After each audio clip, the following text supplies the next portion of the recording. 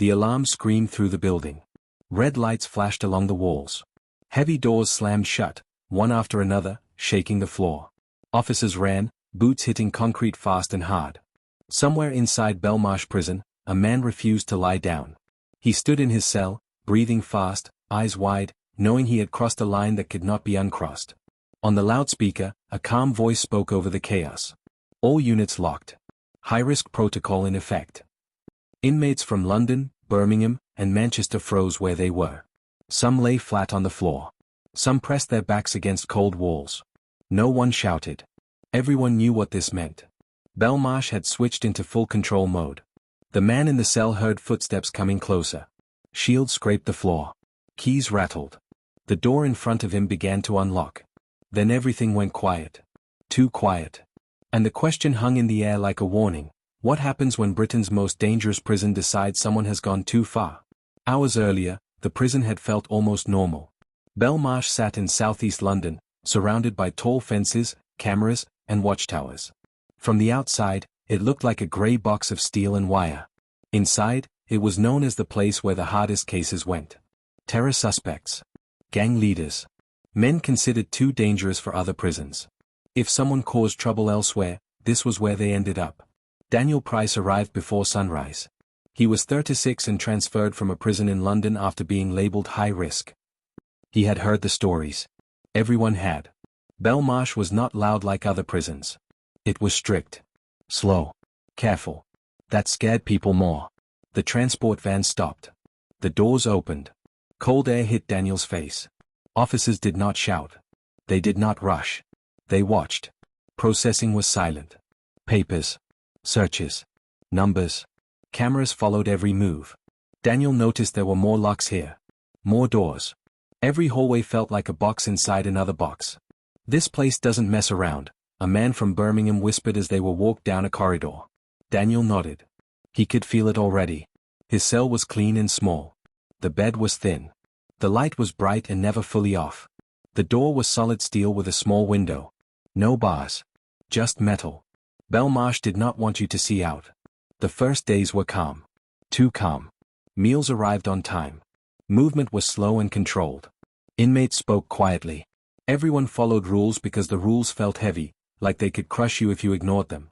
Daniel met Marcus, a man transferred from Manchester. Marcus had been there longer. They control you with space and time, Marcus said softly. Not fists.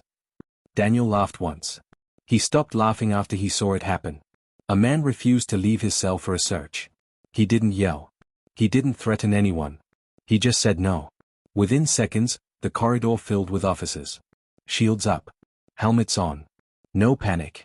Just procedure. The man was removed. No one saw him again. After that, everyone listened. Belmarsh ran on strict control. Movement happened only when allowed. Doors opened only when told. Food could be changed. Time alone could be extended. Privileges could disappear without warning. Daniel felt it slowly working on him. The silence. The waiting. The way days blended together. He began counting small things just to stay sharp. Steps. Meals. Minutes. One afternoon, a new group arrived. High-risk transfers from Birmingham and Manchester. The prison felt tighter, like it was preparing for something. That night, Daniel heard shouting from another wing. Real shouting. Angry. Loud. It echoed through the walls. Then it stopped. The next morning, the yard was closed. Meals were late. Officers moved faster. The air felt wrong. Marcus leaned close. Something's coming, he whispered. Daniel didn't answer. Later that day, an announcement came over the loudspeaker. All inmates are reminded to follow instructions immediately. No reason was given. Then it happened. During a routine movement, a man from London refused to lie down during a search. He stepped back instead. Just one step. Belmarsh reacted instantly. Alarms blared. Doors slammed. Officers flooded the wing. Inmates were ordered to the floor. Daniel dropped flat, heart racing, as boots thundered past him. And somewhere down the corridor, a cell door opened. The man who refused to lie down stood inside, breathing hard, as officers surrounded him. The loudspeaker spoke again. High-risk protocol. Daniel pressed his face to the floor as the building locked itself down. And as the officers closed in, Everyone inside Belmarsh knew this was no longer a normal day. This was why the prison had its reputation. And whatever happened next would remind everyone why Belmarsh was feared across Britain. The floor was cold against Daniel's cheek. He did not move. No one did. The rule during a high-risk protocol was simple: stay still, stay silent, stay alive. Daniel could hear his own breathing inside his ears. Slow. Too loud. He tried to make it quieter. Boots moved past him. Heavy. Fast. Controlled. Somewhere nearby, an officer gave short commands. Calm words. Sharp tone. No anger. That was the scariest part. Belmarsh never sounded angry. It sounded certain. The man who had stepped back during the search was still standing. Daniel could not see him, but he could hear his breathing. Fast. Uneven. Lie down, an officer said. There was a pause. Too long. Then the sound of shields moving forward scraped across the floor. Daniel shut his eyes. There was a brief struggle. No screaming. Just the sound of bodies shifting and one sharp cry that ended almost as soon as it began. Then silence again. After several minutes, the loudspeaker clicked on. Control restored, the voice said. Just like that. Doors stayed locked. No one was allowed to move. Daniel stayed on the floor until his arms ached. Finally, officers walked past again. Up, one said. Daniel stood slowly. His legs shook. He looked down the corridor. The cell where the man had been standing was empty. The door was open. Inside, the bed was flipped. A shoe lay on the floor. Marcus caught Daniel's eye from his own cell. He did not speak. He did not need to. That man was gone. The rest of the day passed in silence. No yard. No work. Meals were delivered late and eaten alone in cells. Even the food tasted different. Plainer. Smaller. Belmarsh had tightened its grip. That night, Daniel could not sleep. The light above his bed stayed on. Not bright, not dim. Just enough to remind him where he was. He stared at the ceiling and listened. Somewhere far away, a door slammed. Then another. In the early hours of the morning, officers came to Daniel's cell. "Pack your things," one said. Daniel's stomach dropped. He had done nothing.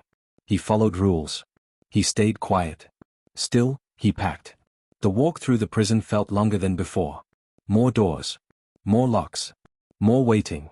Cameras followed every step. Finally, they stopped at a wing Daniel had not seen before. Segregation, the officer said. Daniel swallowed. The cell was smaller. Thicker walls. A heavier door. The window was narrow and high, letting in no real light. The bed was bolted down. The toilet was metal and cold. This was where Belmarsh put people it did not trust. Hours passed. Maybe more. Daniel lost track. Food arrived through a slot. No choice. No questions. He sat on the bed and tried to stay calm. From nearby cells, he heard voices. Low. Careful. Men from London. Birmingham. Manchester. All brought here for one reason: control. They don't want trouble, someone whispered through the wall. They want fear. Daniel pressed his ear closer. They break time, another voice said. You don't know day from night. That's how they win. Daniel felt it already. His thoughts felt slow. Heavy. The quiet pressed in on him. Days passed. Or maybe nights. Daniel was allowed out of his cell once, for a short walk, alone. No yard. No sky. Just another corridor. He noticed something else. Officers checked him more often. Watched him longer. Like they were waiting. One day, during meal delivery, Daniel asked a simple question. How long am I here? The officer looked at him for a moment. That depends on you, he said. The slot closed. That answer stayed with Daniel. It followed him back to the bed. It sat with him while he ate. It echoed in his head while he tried to sleep. Belmarsh did not give dates. It gave pressure. Late one evening, the quiet broke. A loud bang echoed through the segregation wing. Then shouting. Real shouting. Angry.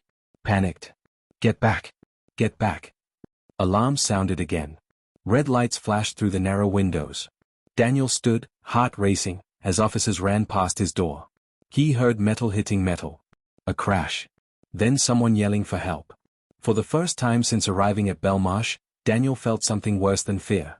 He felt that control was slipping. And when control slips inside Britain's most dangerous prison, everyone pays the price.